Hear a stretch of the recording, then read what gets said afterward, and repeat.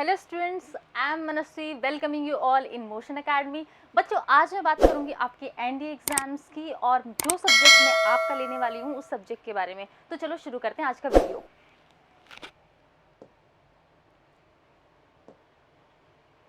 बच्चों, video start करने से पहले मैं अपने बारे में थोड़ा सा आपको इंट्रोडक्शन दे दूं। नाम आपको पता चल ही गया, मैंने वीडियो के बिल्कुल स्टार्टिंग में बता दिया होगा। आपने अपना थोड़ा सा फोकस मेंटेन करा होगा तो अच्छे से सुन भी लिया होगा। इसके अलावा मैं अपनी एजुकेशन और जो मेरा वर्किंग है उसके बारे में थोड़ी बात कर लूँ। बच्चों, मैंने पास आउट किया है वीआईटी वेल्लोर बीटेक तमिलनाडु, अच्छे से आपको पता होगा इस कॉलेज के बारे में। और इसके बाद में मैंने डिफरेंट कॉम्पिटिटिव एग्जाम फाइट किए हैं, डिफरेंट गवर्नमेंट डिपार्टमेंट में काम किया है, जिसमें से हैं आपका FCI that is food corporation of India, CISF central industrial security force और आपका एक्साइज डिपार्टमेंट। बच्चों, ये सब बताने का मेरा पर्पस क्या है कि I can give you better insight. इससे मेरा मतलब क्या है कि देखो बच्चों, मैं कभी उस फेज़ में थी जिस फेज़ में अभी आप हो, ठीक है, और अब मैं टीचिंग फेज़ में हूँ। आई नो कि बच्चे किस तरह क्या क्या प्रॉब्लम फेस करते हैं और उनका सॉल्यूशन जब मैं वहाँ ढूंढती थी, आज मुझे उनका सॉल्यूशन पता है, तो मुझे प्रॉब्लम भी पता है, उसके साथ साथ सॉल्यूशन भी पता है। तो I can give you better insight, आपको कैसे प्रिपेयर करना है, आपको कौन सी बुक फॉलो करनी है, आपकी स्टार्टिंग के प्रिपरेशन से बिल्कुल एंड, जब तक आपका एग्ज़ाम, आपका रिटर्न आप पास आउट नहीं कर लेते, तब तक मैं आपको हर स्टेप पे स्टेप बाय स्टेप गाइड करती रहूँगी, आपको अच्छे से बताती रहूँगी कब आपको कौन सा एग्ज़ाम राइट करना है, कैसे लिखना है। उन सब के बारे में हम अपनी स्लाइड्स में अभी आगे बात करेंगे। यहाँ पे बच्चों आपके दिमाग में बहुत सारे एनडीए से रिलेटेड क्वेश्चन होंगे कि एनडीए का सिलेबस क्या होता है, कितना टाइम हमें प्रिपरेशन के लिए चाहिए, उसका सिलेबस कौन डिसाइड करता है, कौन सी बुक हमें रेफ़र करनी चाहिए। उसके बाद में जो भी सिलेबस है, इंग्लिश का पर्टिकुलर मैं बात करूँ, अपने सब्जेक्ट की बात करूँ तो इंग्लिश का पर्टिकुलरली क्या सिलेबस है, उसको हमें कैसे रेडी करना है। तो ये आपके कुछ क्वेश्चन होंगे जिनके आंसर्स हम इस स्लाइड में देखेंगे। तो चलिए शुरू करते हैं अपना स्लाइड्स। तो बच्चों, सबसे पहले है know your exam which I follow the most. Know your exam से आपका मतलब क्या है?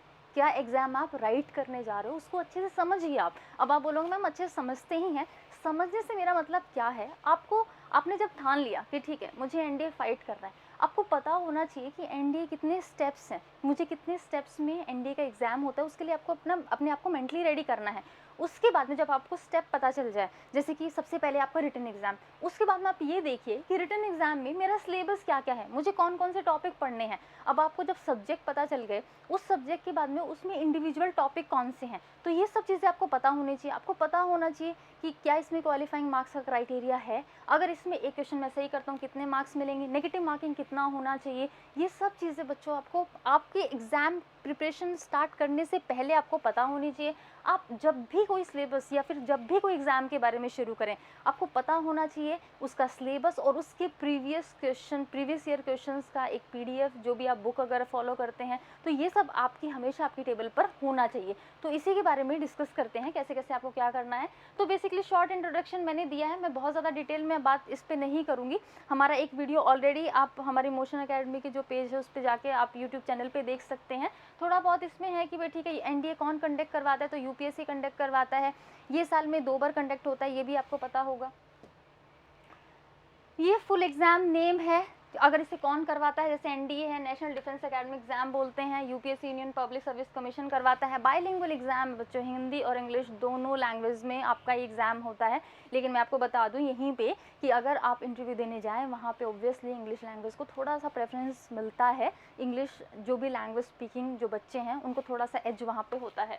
और यहाँ पे जो इस साल के एग्ज़ाम की बात करें तो आपको पता है 16 जून 6 जुलाई यहाँ पे आपने रजिस्ट्रेशन किया होगा, और जो आपका एग्ज़ाम होने वाला है वो 6 सितंबर को होने वाला है, अभी तक जो भी डेट डिफाइंड है उसके अकॉर्डिंग। उसके बाद में इंपॉर्टेंट डेट्स, इसके बारे में पिछली स्लाइड में बात कर चुकी हूँ, आई होप आपको पता होगा, और अगर नहीं पता है तो प्लीज़ ये वाली स्लाइड पॉज करो यहीं पे और उसको अच्छे से पढ़ लो। मैं थोड़ा साइड हो रही हूँ, इन चीज़ों को मैं बार बार रिपीट नहीं करूँगी, आपका मेरा दोनों का टाइम सेव होगा। तो चलिए नेक्स्ट स्लाइड पर चलते हैं। अब यहाँ पे प्रोसीड्यूर क्या है बच्चों, इस चीज़ की मैं बात कर रही थी कि आपको एनडीए में पता होना चाहिए कि मेरे सिलेक्शन का प्रोसीड्यूर क्या है, कौन कौन से स्टेप मुझे क्लियर करने हैं। तो यहाँ पे देखिए बच्चों, सबसे पहले आपका रिटन एग्जाम होगा, उसके बाद में आपका एसएसबी इंटरव्यू होगा। अच्छा, क्या आपको एसएसबी का फुल फॉर्म पता है? अगर नहीं पता है तो आई एम वेरी सॉरी, आपको ये पता होना चाहिए था। अगर आपने एनडीए के बारे में सोच लिया है तो सर्विस सिलेक्शन बोर्ड के बारे में आपको पता होना चाहिए। लोग इसको एसएसबी बोल सकते हैं। वहाँ मान लो कि आप उतना अच्छे से रेडी प्रिपेयर करके जाते हो, बहुत अच्छी बात है। ये मैं मान के भी चल रही हूँ कि अगर आप रिटर्न आपने क्वालिफाई कर लिया तो आप एसएसबी में जा रहे हो, मान लो फर्स्ट क्वेश्चन आपसे इसका फुल फॉर्म भी पूछ लिया और आप वहाँ पे अटक जाते हो तो बहुत ही बैड इंप्रेशन होता है, आउट कर देते हैं तुरंत। उसके बाद में मेडिकल टेस्ट होता है, उसमें क्या क्या प्रिस्क्रिप्शन है ये आप यूपीएससी की साइट पे जाकर आराम से देख सकते हो। और उसके बाद में निकलती है आपकी फाइनल मेरिट। हमारे लिए अभी काम की चीज़ है कि सबसे पहले हम हमारा फर्स्ट हर्डल क्रॉस करें। First hurdle is your written examination. मैं इसी पे फोकस करूँगी अपनी रिमेनिंग स्लाइड्स पे।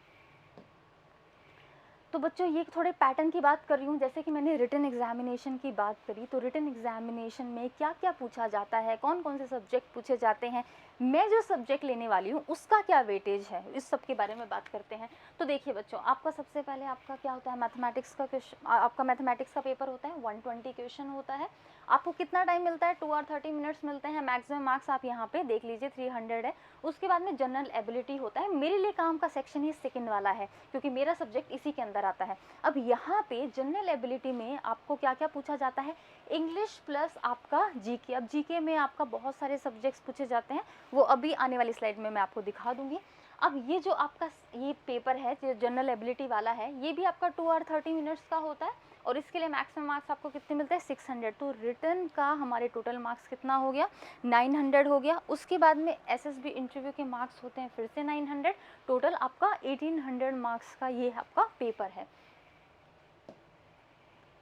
तो बच्चों रिटन एग्जामिनेशन में जैसे कि मैंने आपको बताया कि मैं जनरल एबिलिटी के बारे में बात करूंगी। जनरल एबिलिटी में मेरा टॉपिक क्या है, मेरा सिलेबस क्या है, मेरा सब्जेक्ट क्या है, वो है मेरा इंग्लिश। तो इंग्लिश आपका कितने हैं, 200 मार्क्स का। बच्चों आप देख रहे हो कि पूरा पेपर जो आपका ये आपका जनरल एबिलिटी का पेपर है, ये आपका 600 मार्क्स का है। 600 मार्क्स में से 200 मार्क्स का आपका इंग्लिश है। तो कितना वेटेज ये ले रहा है, कितना इम्पॉर्टेंट पार्ट ये कैरी कर रहा है, ये आपको अच्छे से पता होना चाहिए। अब इसको आप बिल्कुल भी स्किप नहीं कर सकते। ऐसा नहीं सोच सकते नहीं फिजिक्स केमिस्ट्री आपका जीएस है, हिस्ट्री ज्योग्राफी करंट इवेंट्स हम रेडी कर लेंगे और हो जाएगा, नहीं, आप इस सब्जेक्ट को बिल्कुल भी इग्नोर नहीं कर सकते हैं। तो यहाँ पे जो भी आपके सब्जेक्ट वाइज जितने भी मार्क्स के ये पूछे जाते हैं वो सब मैंने यहाँ पे आपको दे दिया है। अगर आपको इसके बारे में पता है वेल एंड गुड, नहीं पता है तो वीडियो पॉज करके प्लीज़ नोट डाउन कर लीजिएगा इन चीज़ों को। फिर से मार्क्स का पूरा डिस्क्रिप्शन मैंने आपको दिया है कि भाई मैथमेटिक्स जिसके बारे में मैं पहले ही बात कर चुकी हूँ, इंग्लिश के बारे में ज़्यादा डिटेल में बात करूँगी।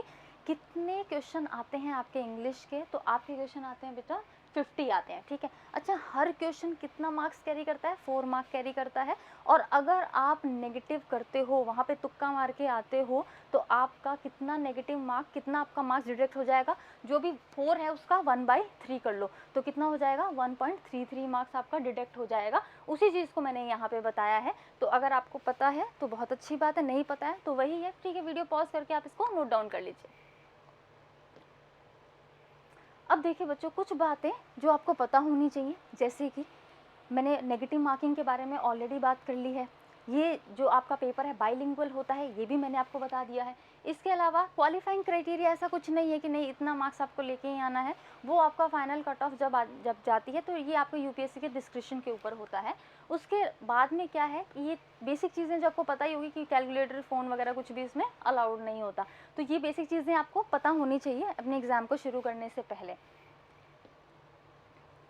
उसके बाद में एसएसबी इंटरव्यू, वैसे तो रिटर्न जब क्वालिफाई कर लेंगे तब इसके बारे में बहुत डिटेल से बात करेंगे, लेकिन थोड़ा सा आपको ग्लिम्स दे दूं कि जो आपका सर्विस सिलेक्शन बोर्ड है उसको जो आपका इंटरव्यू होता है 4 to 5 डेज़ का होता है, 2 स्टेजेस में होता है। ज़्यादा इसके बारे में बात अभी बिल्कुल भी नहीं करूँगी, मुझे अपने टॉपिक के बारे में ज़्यादा बातें करनी है। तो अगर आपको पता है वेल एंड गुड, वरना इस वीडियो को पॉज करके प्लीज़ नोट डाउन कर लीजिए चीज़ें। नेक्स्ट देखते हैं, चलो अब आते हैं अपने काम की बात पे, अपने सब्जेक्ट पे। तो बच्चों मैं आपके लिए इंग्लिश लेने वाली हूँ। कितने क्वेश्चन आते हैं मैंने आपको वेटेज अच्छे से दिखा दिया, हर क्वेश्चन कितना मार्क्स कैरी कर रहा है मैंने बता दिया, नेगेटिव मार्किंग कितनी होती है मैंने बता दिया। तो अभी तो केवल सब्जेक्ट बताया, अब उसके अंदर सिलेबस क्या है, आपको एनडीए में कौन कौन से टॉपिक पढ़ने हैं, उन सब की बात करेंगे अब। तो यहाँ देखिए इंग्लिश में बच्चों, अगर मैं पूरे इंग्लिश को मोटे मोटे 3 सेक्शन में डिवाइड करूँ, ठीक है। Main 3 sections are vocabulary, grammar and uses and comprehension. आपको पता है वोकैबुलरी का बच्चों बहुत ज़्यादा इंपॉर्टेंस है, अगर आपने प्रीवियस ईयर के क्वेश्चन देखे होंगे तो आप इस बात को जानते होंगे। अब ये जो 3 सेक्शन है, जो मैंने 3 मेजर सेक्शन आपको बताए हैं, vocabulary, grammar and uses and comprehension, इनको मैं कैसे कवर करने वाली हूँ, मैं आपको उसके बारे में बात करूँगी। तो यहाँ पे देखना बच्चों, मैं अगर इसको ग्रामर में आपको बताऊँ कि आपको क्या क्या पढ़ना है बच्चों, जैसे कि मैंने आपको 3 सेक्शन बताए। पहला है ग्रामर एंड यूजेस, ठीक है। सेकेंड मैंने आपको बताया वोकैब, और तीसरा बताया कॉम्प्रिहेंशन। तो सबसे पहले मैं ग्रामर एंड यूजेस की बात करूंगी। अब ग्रामर में आपको क्या क्या पढ़ना है, आपके सिलेबस में क्या क्या गिवन है। तो बच्चों पूरा सिलेबस हमारा कवर हो जाता है एक पार्ट ऑफ स्पीच के अंदर। अब ये पार्ट ऑफ स्पीच क्या है, जैसे कि मैं एक सेंटेंस आपके सामने बोलूँ कि आई टीच यू इंग्लिश, ठीक है, और यू आर स्टडिंग इंग्लिश, ठीक है, on motion academy, on online platform. अब यहाँ पे क्या होगा, जो मैंने आपको सेंटेंस बोले हैं, अब उसमें मैंने डिफरेंट वर्ड के कॉम्बिनेशन यूज़ किए हैं। अब मैं आपसे पूछ लूँ, जैसे फर्स्ट ही सेंटेंस ले लो, मैंने बोला था आई टीच यू इंग्लिश। इसमें आई क्या है, आई नाउन है कि प्रोनाउन है, या वर्ब है, एडजेक्टिव है, क्या चीज़ है। इसी तरह हर वर्ड का पार्ट ऑफ स्पीच आपको जानना चाहिए, और यही आपकी पूरी ग्रामर होता है। तो यहाँ पे मैंने आपके लिए पार्ट ऑफ स्पीच लिखे हैं। तो टोटल पार्ट ऑफ स्पीच कितने होते हैं बच्चों आपकी ग्रामर में? टोटल पार्ट ऑफ स्पीच 8 होते हैं। मैंने बोर्ड पे लिख दिए हैं, मैं साइड हो रही हूँ। आप पहले इन पार्ट ऑफ स्पीच को नोट डाउन कर लीजिए, इसके बाद में इनकी डिटेल से बात करते हैं।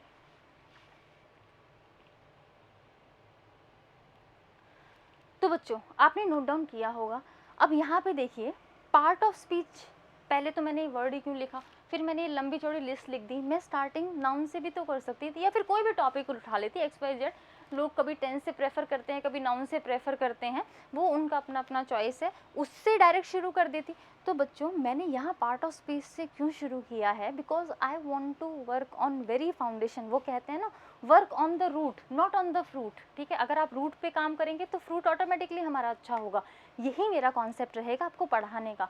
बच्चों जब आप और टेक्निकल सब्जेक्ट पढ़ते हैं, जब मैथ्स पढ़ते हैं, साइंस पढ़ते हैं, ठीक है, आप उस सब्जेक्ट को पहले समझते हैं। समझने से मेरा मतलब क्या है, जैसे कि अगर मैं मैथमेटिक्स की बात करूं, आप उसमें जब भी, जैसे अर्थमेटिक का कोई भी टॉपिक ले लो, आप SI पढ़ते हैं, CI पढ़ते हैं, परसेंटेज पढ़ते हैं, आप उसको पहले प्रैक्टिकली समझते हैं कि व्हाट इज़ परसेंटेज। आपको प्रैक्टिकली वो क्वेश्चन समझ में आना चाहिए कि परसेंटेज होता क्या है। उसके बाद में आप उसके फॉर्मूलेज, आप उसके क्वेश्चन पे जाते हैं। इसी तरह अगर मैं ज्योमेट्री की बात करूं, अगर मैं 2D या 3D फिगर के एरियाज़ की बात करूं, तो पहले आप ये समझते हैं कि कोई भी 2D फिगर है, जैसे कि मान लो वो आपका ट्राइंगल है, तो उसका area half base into height क्यों होता है। आपका रेक्टेंगल है, उसका आपका जो एरिया है वो बेस इंटू हाइट क्यों आया। इसी तरह अदर फिगर्स, पहले आप ये समझते हैं कि उसका एरिया ये फॉर्मूला है तो क्यों है। आपने डायरेक्ट अगर रट के क्वेश्चन करने की कोशिश की तो आप उसमें अटक जाएंगे। आप मेन एग्जाम में कोई अच्छा क्वेश्चन आ गया, आप अटक जाएंगे। यही सेम प्रॉब्लम होती है इंग्लिश के साथ में।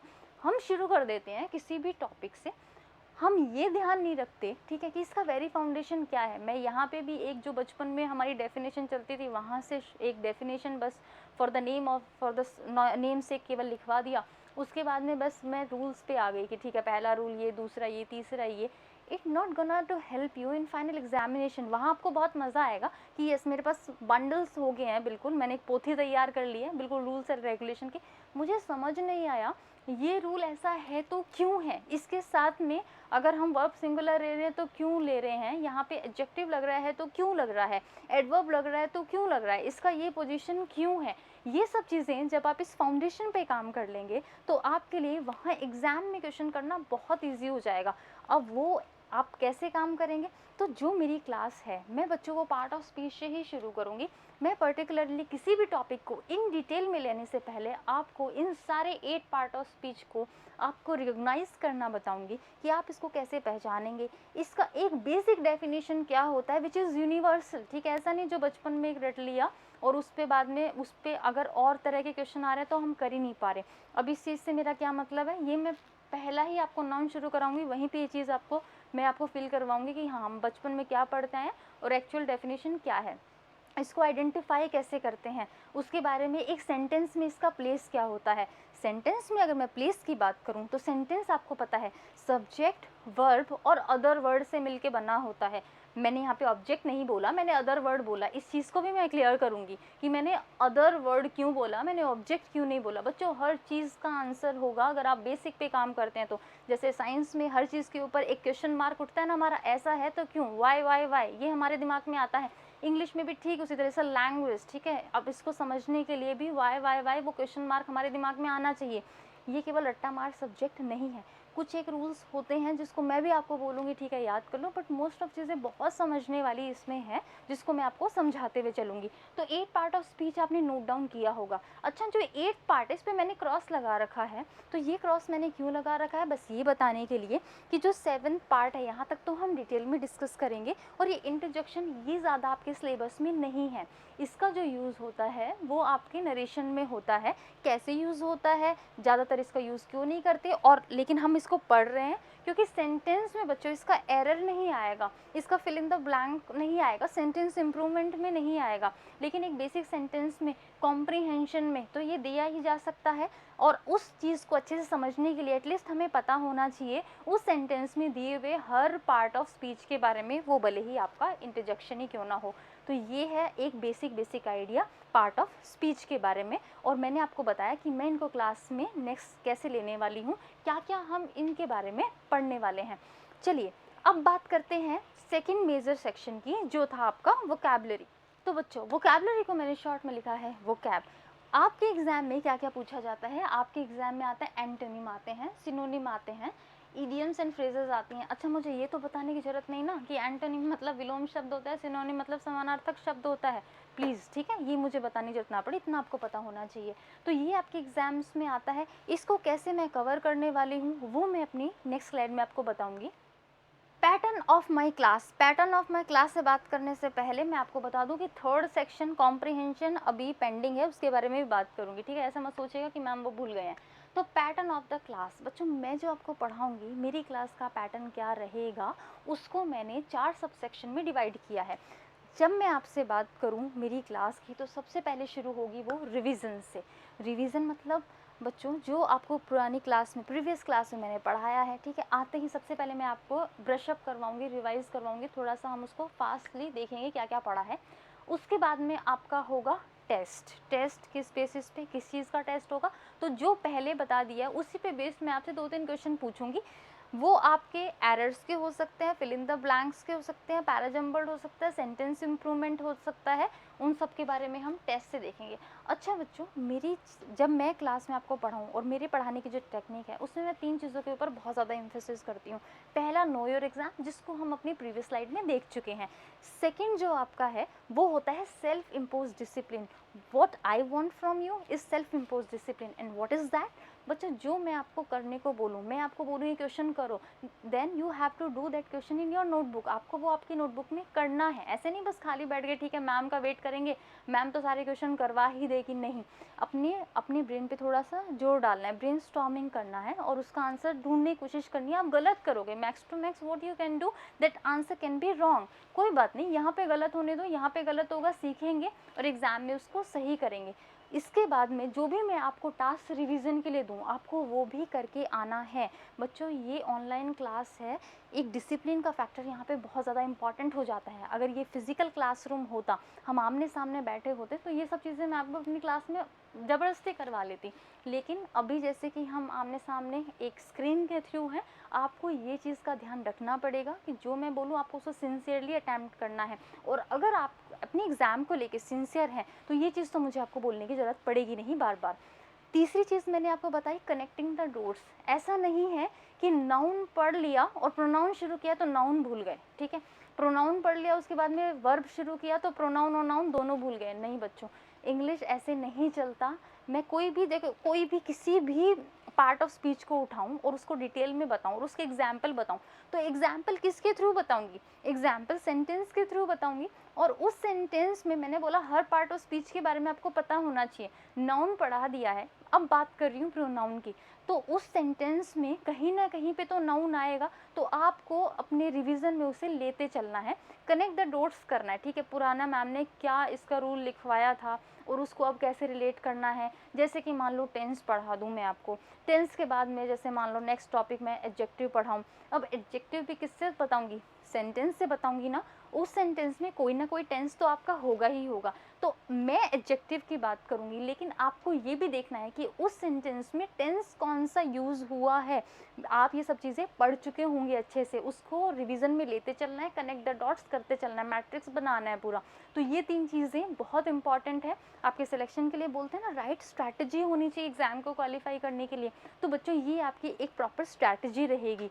अब बात करते हैं नेक्स्ट सब सेक्शन की, जो कि रेगुलर क्लास। अब इसमें जो भी हमारे ग्रामर का टॉपिक चल रहा होगा मैं उस पर बात करूँगी।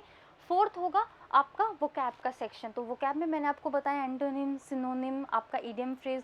बच्चों बहुत सारे तरीके से मैं आपको बताऊंगी। रूट वर्ड से मैं आपको पढ़ाने की कोशिश करूंगी, निमोनिक्स से पढ़ाने की कोशिश करूंगी, लिस्ट भी मैं आपको प्रोवाइड करती रहूँगी, जिसके रेगुलर टेस्ट भी आपके होते रहेंगे। तो वोकैब के लिए आपको टेंशन करने की ज़रूरत नहीं है। अच्छा, अब आता है जो हमारा थर्ड सेक्शन था मेन इंग्लिश के सिलेबस का, दैट इज़ कॉम्प्रीहेंशन।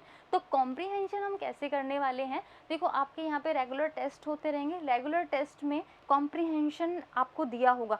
अच्छा, अगर आपको पता नहीं है कॉम्प्रीहेंशन क्या होता है तो लेट मी एक्सप्लेन यू। आपने अपनी जूनियर क्लासेस में 10th और 11th में अनसीन पैसेज आपने करे होंगे, मतलब जो पैसेज आपने देखा नहीं होता उसमें से फिर क्वेश्चन उठ के आते हैं, वही कॉम्प्रीहेंशन में आता है।